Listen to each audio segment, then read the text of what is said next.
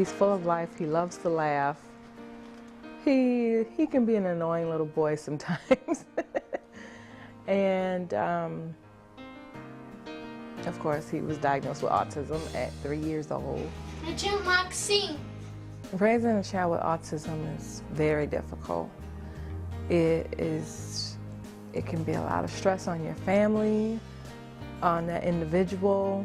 You need tons of support. I mean, people need tons of support with just typical children, but children with autism have their own different set of challenges, you know. Sometimes they have meltdowns. Just small things can tick them off at any moment, and you're not sure why. My son has a moderate level of autism, which means that, you know, he has delayed speech and cognitive skills. You know, he sometimes doesn't have a grasp on his feelings and his thoughts, but he likes to play, he likes to laugh, he likes to be around other children just like anyone else. He's affectionate. So, you know, and a lot of people have these misconceptions that all children with autism they don't want to be touched, or they don't want to be around other children. And that's not necessarily true either. My son loves being around other children. He's been rejected so much to where I think that he's learning some unhealthy coping mechanisms when dealing with children. I do feel isolated in this community. Yeah, I do get judged, you know, and I do think twice about going to different places, you know, compared to the more average person. I don't know why the society just doesn't like kids or people that are different. I don't know what it is. And they can learn so much from people that are different from them. Autistic kids, they're going to grow up, and we don't want to put them in an institution. We want them to thrive and grow and succeed in this community like any other kid. So we have to make adjustments. And I don't have the answer for everything, but I know the first adjustment is getting educated and being supportive, non-judgmental, and letting us in, I guess. Just let us in.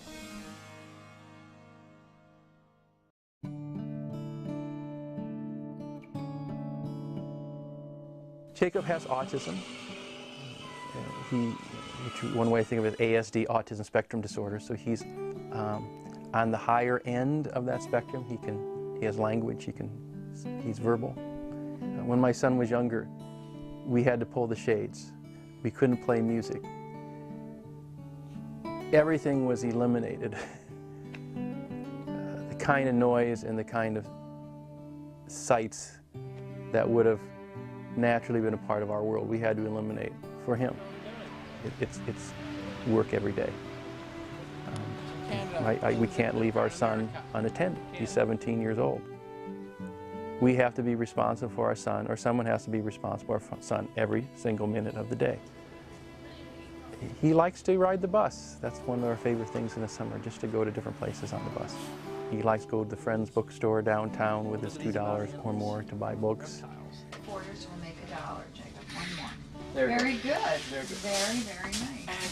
Extra. There you go. Jacob got the boat. You just need Read and Grow books and a book on the book video and all about Zacky by the elephant. Extra. Get your money. He's very interested in other people, and he's interested in what race people are. He's very interested in other people that have other kinds of disabilities. He's interested in little kids. And he can be inappropriately interested. I mean, they can see it as inappropriate. We were moving into my dorm, and he said, "Hello, African Americans," which, I mean, he's just trying to be polite and hello, and we're talking about the difference between, you know, being African American, being Caucasian and stuff. But, I mean, that's not something you should say, really. We have to talk ahead of time about what's private, what you can't talk about with other people. He needs those reminders every time. You can't think, oh, we did that yesterday. It's just that critical for him. What are you gonna look for? Do you wanna look for dog breed? When he is really upset, he is going to strike out at you, either try to bite you or hit you, or he may try to break something. when he's having, you know, a meltdown, he's being violent, my parents don't want me there. They want me to be away. They don't want to worry about, you know, their daughter getting hurt. They don't want to have to worry about me. So they usually, you know, they want me to leave or they don't want me to be there, but that's almost harder for me because, you know, I don't want to see my parents get hurt either. What's different is that it's not simply that he had a disappointment. If you have autism, those kind of changes are very, very difficult to process because of the way that the brain is wired. It's not simply, I want something and you need to give it to me. It's a whole processing issue. Jacob had, he got very belligerent with me at the library and actually, you know, put his hands on my face like he was going to hurt me. And he stopped, which was really good, but he had a really tough time containing himself because he was so upset about that movie not being there. But at the end he was saying, Jacob is so sad. Jacob is so sad. And it's because he knew he kind of lost it, but he really didn't have the same amount of ability to control that at that moment.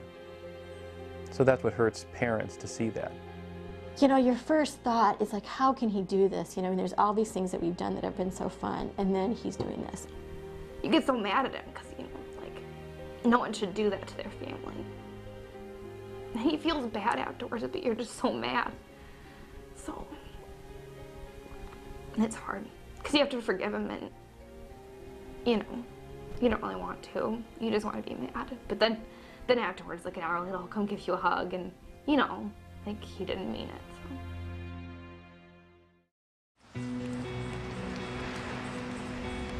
I enjoy spending time with Jacob.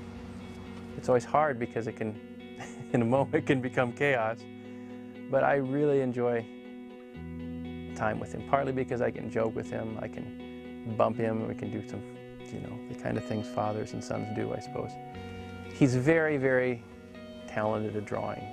From the time he was able to physically be coordinated enough to draw, he has drawn things in perspective. He has always amazes people when he's out and they see what he can draw. You know, Jacob didn't choose to be autistic. You know, we didn't choose that for him, and it's what he has to deal with every day. And I don't think it's asking too much for people to give him some grace, and other people, and to try to see him as a person, not as some odd behavior. He's a person who has feelings and who enjoys seeing other people and wants to be out in the community. He has every right to be out in the community as much as anyone else. I want people to accept my brother. He's a lot more than just the kid doing something weird. He, you know, he's got his own talents, he's got his own things, and if you just take the minute to talk to him, then you'll find out, I guess. If I had one thing to say, I would say, love my son. He is, if you can step into his world just far enough and understand autism just enough, you want to stay with him. You want to be with him. And people do want to be with him. So that's what I'd say, you know, find a way to step there and you'll be changed and he'll change you.